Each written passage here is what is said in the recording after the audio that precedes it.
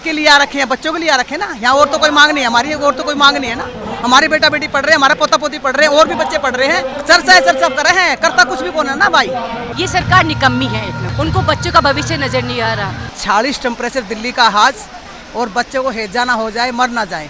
पहले ही बच्चे मर गए हैं पेपर के चक्कर में। आज हम सरकार बदलने के लिए यहाँ खड़े, इस्तीफे के लिए यहाँ खड़े हैं। बीजेपी सरकार सोई हुई है, अंधी सरकार है, गूंगी बैरों की सरकार, ये सुनती नहीं है बिल्कुल भी। हम लोग आज 13 मरे हैं, 13 से 26 होंगे, 26 से 41 होंगे, पता नहीं कितने होते चले जाएंगे। धर्मेंद्र साहब सुन ही नहीं रहे हैं शिक्षा मंत्री जी। बच्चा मरे, कोई मरे, न कोई लेना देना नहीं। मन की बात तो कर लेंगे, मेलोडी खिलाया जा रहा है, बमड़ी खिलाया जा रहा है, वो सब चीजें की जा रही है। ये बच्चों पे क्यों नहीं बात की जा रही? हमने ममता तोड़नी है, ममता के MP तोड़ने हैं, या हमने नीतीश के वो तोड़ने हैं, ये खरीद फरोख्त में लगे रहते हैं। एक बार देखा कि या टीवी पे ही बोल दिया हो, मन की बात में ही बोल दिया हो, ये बच्चों के एक के घर में पेरेंट्स में चले गए हो। ये लड़ाई करवाते हैं, पर कभी हिंदू नाम पर लड़वाते हैं, कभी मंदिर के नाम पर लड़वाते हैं। उनकी मेलोडी नजर आ गई है, ये क्यों नहीं नजर आ रहा? बच्चे के भविष्य नजर क्यों नहीं आ रहा कि उनके बच्चे नहीं है किसी के? क्या इतनी बड़ी मशीन इनके पास में 10 MP धूके वहाँ बाहर आ जाते हैं, और वे फिर ठीक हो जाते हैं, भ्रष्टाचार खत्म हो जाता है। हम डट के खड़े हैं, जहाँ बोलेंगे वहाँ समर्थन के लिए हम जाएंगे, दिन रात एक करेंगे, बैठेंगे पूरी। अगर बोला जाएगा कि 10 दिन बैठा, 20 दिन भूखा बैठेंगे, तो भूखे बैठेंगे। तो बच्चे मर गए, कौन जिम्मेवार है बच्चों का? बच्चे का कोई जिम्मेवार है? अगर आज भी कोई मर जाए, कोई जिम्मेवार है? करप्शन वालों को तो उन्होंने ले लिया है, तो करप्शन फिर तो अपना भी होना है उनकी पार्टी। बीजेपी ने, देखो आप मन की बात करते हैं, कभी शिक्षा पे बात करिए। प्रधानमंत्री जी ने, महिला विरोधी सरकार है, बच्चों की विरोधी सरकार है।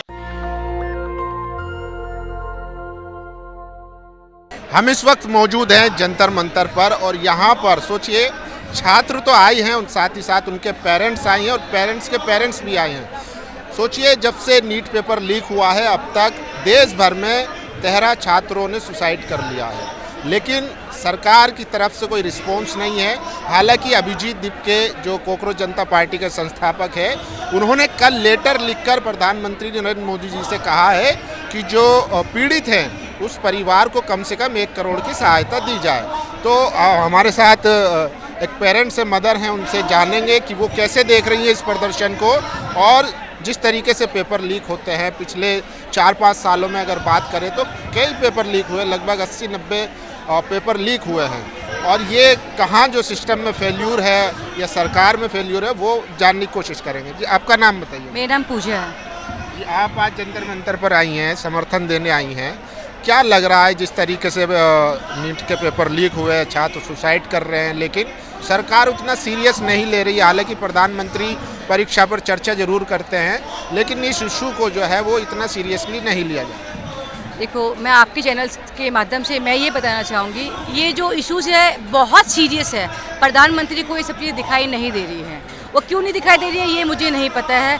हमने हर जगह से कोशिश की है। देखो, मेरे भी बच्चे आने वाले इसी के लिए प्रिपेयरिंग कर रहे हैं, अपने बच्चों के लिए खड़ी हुई मैं। अभी तो 10th क्लास में, पर आने वाला समय वही बोलते हैं कि हमें ये करना है। अभी इतनी सिचुएशंस ख़राब है, हम उनको ये भी नहीं बोल पा रहे कि बच्चे आपको उसमें नहीं जाना है। जब इतनी सिचुएशन अभी ख़राब है, हम उनको ये आश्वासन दे रहे हैं कि बच्चे नहीं, आप करना करना करना। उनके लिए हम इसलिए खड़े हैं कि कल को ये सब चीज़ें प्रॉब्लम्स ना हो। और मैं ये कहना चाहूँगी धर्मेंद्र प्रधान जी को, इतना मैं बताना चाहूँगी, देखो आपके भी बच्चे हैं, सभी के बच्चे हैं, सभी इतनी मेहनत करके आगे बढ़ते हैं, दिन रात एक करके आगे बढ़ रहे हैं। आपको वो के नज़र नहीं आ रहा है। अगर आज वो सरकार में नहीं होते और उनके बच्चों के साथ ऐसा कुछ होता तो वो क्या करते?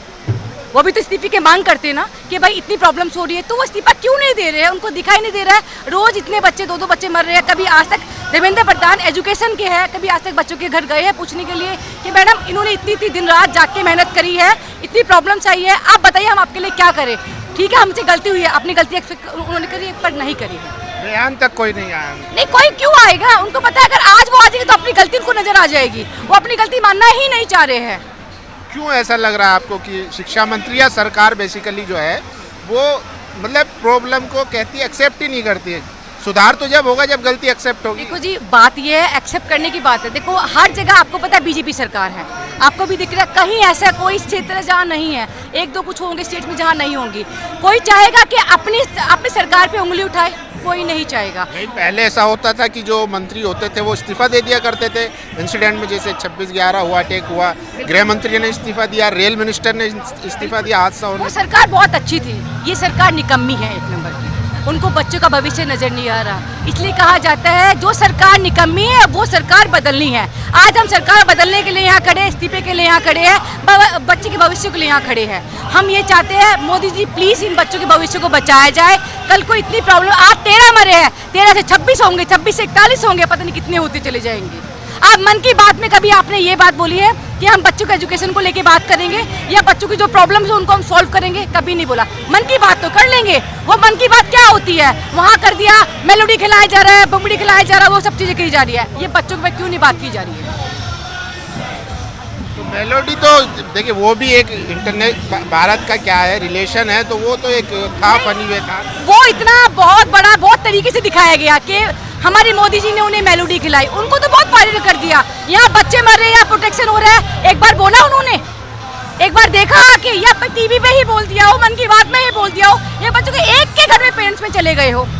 हम मानते हैं कि वो इंटरनेशनल थी, उनकी मेलोडी नजर आ गई है, ये क्यों नहीं नजर आ रहा? बच्चे के भविष्य नजर क्यों नहीं आ रहा? कि उनके बच्चे नहीं है किसी के क्या?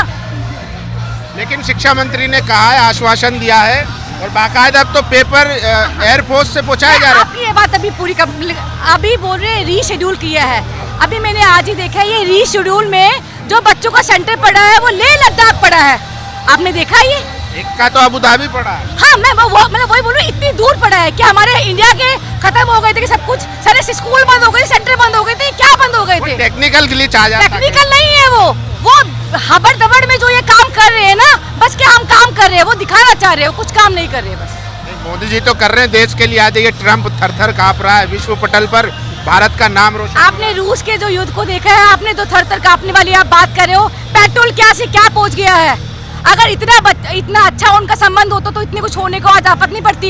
यहाँ पे महामारी आई थी, कोरोना की महामारी है, सिलेंडर की। आपने देखा घरों में चूल्हे नहीं जले लोगों के, यहाँ पर सिलेंडर की बहुत महामारी, लोग अपने घर गए हैं, वहां तक भी नहीं पहुंचे बेचारे, भूखे मर मर के रोए, भूखे मर मर के सोए बेचारे। आपने गीत सुना था, मोदी ने गैस महंगी कर दी रे, सुना था वो गीत?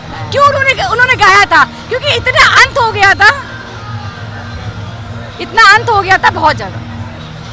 अब क्या कहेंगी पर धर्मेंद्र प्रधान जो शिक्षा मंत्री है कह रहे हैं कि, और बाकायदा अब तो जो सेना है वो पेपर लेकर जा चुकी है जहाँ सेंटर है एग्जाम होना है, तो अब तो इतना आश्वस्त कर चुके हैं, वो कह रहे हैं कि अब पेपर लीक नहीं होगा। वो आने वाला समय बताएगा। अभी तो सिचुएशन बहुत क्रिटिकल चल रही है। पेपर लीक नहीं होते तो बच्चे आज यहाँ खड़े नहीं होते हैं, प्रॉब्लम्स नहीं क्रिएट होती है। कह रहे हैं कि ये तो सब भारत विरोधी मैं आपको बताना चाहती हूँ, ये मोदी सरकार की कोई रैली नहीं हो रही कि यहाँ 500 में बच्चे आ गए हैं।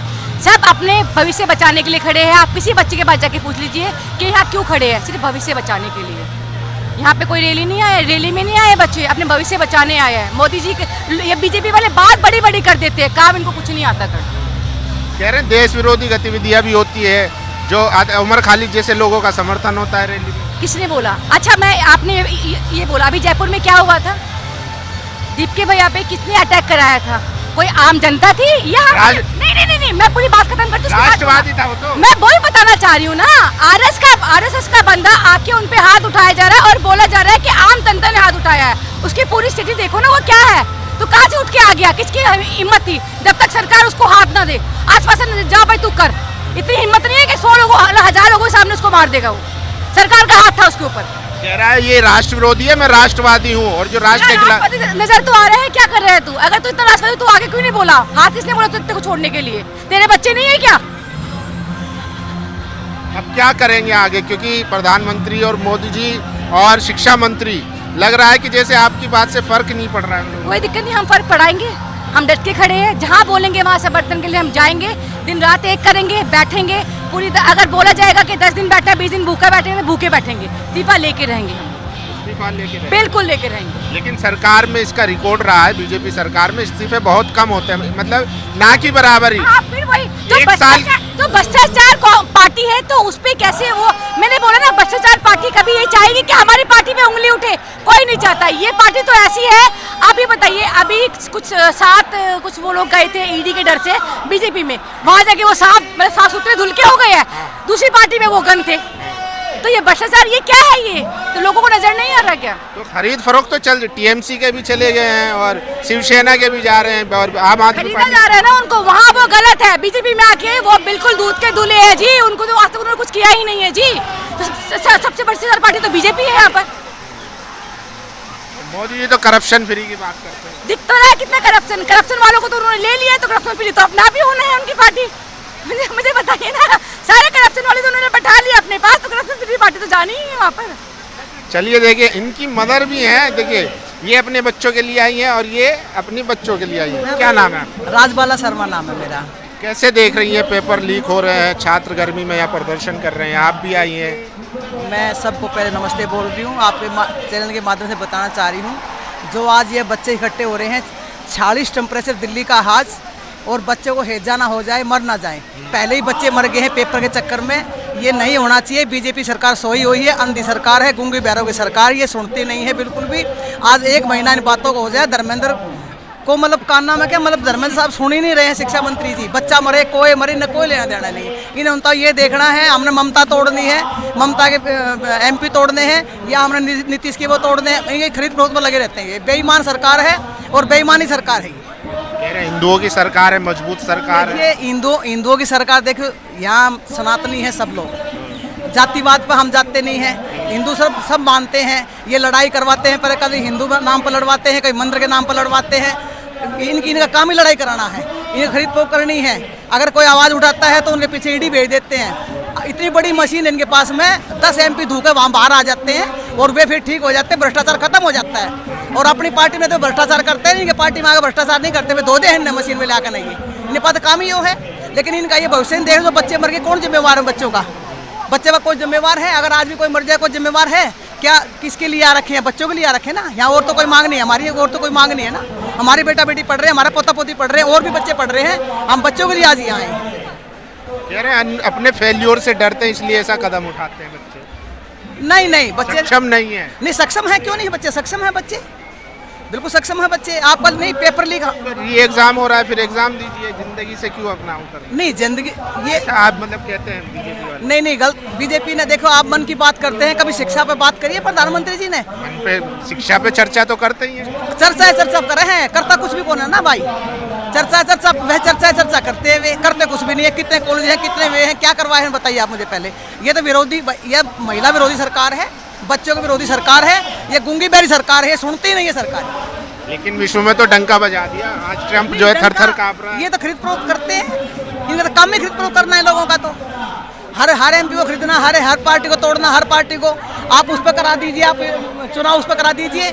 आज ये सारी सरकार गिरेगी इनकी। मशीनों से करवा रहे हैं, ये सबसे बोल देते हैं, हम सब पैसे का खेल है के पास में। अच्छा, अभी जो है प्रधानमंत्री G7 में गए हुए थे, वहाँ पर वो ट्रम्प से मिले, और अभी जो है फारस की खाड़ी में जो युद्ध चल रहा था, उसमें 3 भारतीयों को मार दिया गया था अमेरिका के हमले में।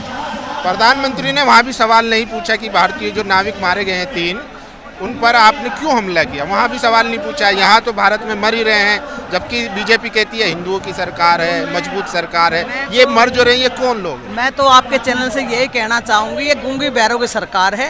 सिर्फ इन अंदर सिर्फ ये देखना किसकी पार्टी तोड़ने में, किसी पार्टी नहीं है, इन्हें ये तोड़ने में लगे रहते हैं। इन्हें कोई मतलब नहीं है, ना बच्चों से है, ना महिलाओं से है, ना किसी से। इन लोगों गूंगे बैरे की सरकार है, ये बिल्कुल ही जगरी है। लेकिन धर्मेंद्र प्रधान ने इस्तीफा दे देना चाहिए, और इस्तीफा ना देगा तो हम यहीं बैठे, धरने में बैठे रहेंगे हम दिन रात। हाँ, यहीं बैठ जाएंगे हम लोग। बच्चों को अब तो उन्होंने कह दिया कि हमारी जो सेना है वो पेपर लेके जाएगी एग्जाम कराने, अब लीक नहीं होगा तो देखते हैं। ये झूठे हैं, फिर भी झूठे हैं, ये कोई भरोसा नहीं लोगों का।